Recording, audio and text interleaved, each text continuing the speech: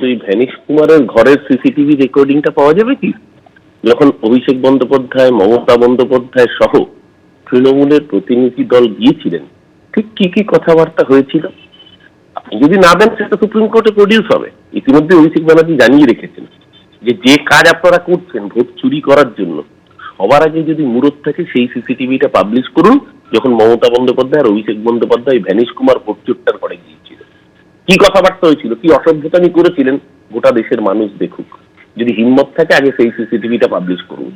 আর CCTV দিন গতবার central বাহিনী দিয়েছিলেন 9.5 কোম্পানি। আর সেন্ট্রাল বাহিনী আনুন। এখন তো ওই ইরানের সাথে ইসরায়েলের যুদ্ধ চলছে, আমেরিকার যুদ্ধ চলছে, আমেরিকার থেকে বাহিনী নিয়ে আসুন না, বারণ কে করেছে?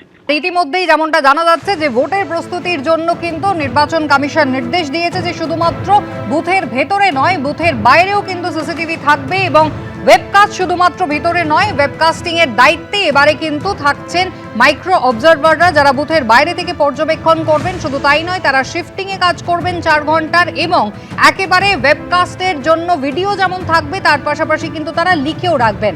বুথের বাইরে সিসিটিভি থাকলে বুথ চত্বরে যদি কোনো গন্ডগোল হয় তাহলেও কিন্তু নির্বাচন কমিশন ব্যবস্থা নেবে। আর নির্বাচন কমিশনের এই নির্দেশের সঙ্গে কিন্তু কেন্দ্রীয় বাহিনী নিয়েও যথেষ্ট কড়া অবস্থান ফের একবার জানিয়ে দেওয়া হয়েছে যে কেন্দ্রীয় বাহিনী যেন কারোর আতিথেয়তা না নেয় এবং কেন্দ্রীয় বাহিনী নিয়ে কোনো অভিযোগ কিন্তু বরদাস্ত করা হবে না।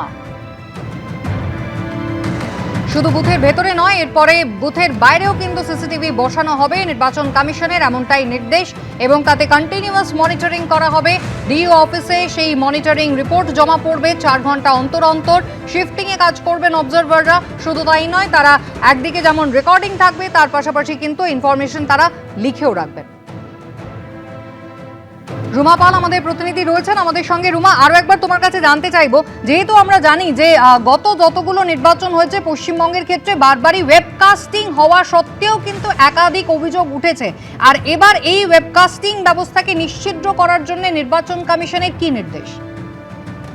দেখো, এর আগে আমরা ওয়েবকাস্ট দেখেছি এবং জানানো হয়েছিল যে 100% ওয়েবকাস্ট হচ্ছে এবং কোথাও কোনো গন্ডগোলের ছবি যখন ধরা পড়তো বা কোথাও থেকে অভিযোগ আসতো, সেক্ষেত্রে কিন্তু কমিশনের বক্তব্য ছিল যে ওয়েবকাস্ট সঠিকভাবে আছে, বুথের ভেতরে কোনো গন্ডগোল নেই।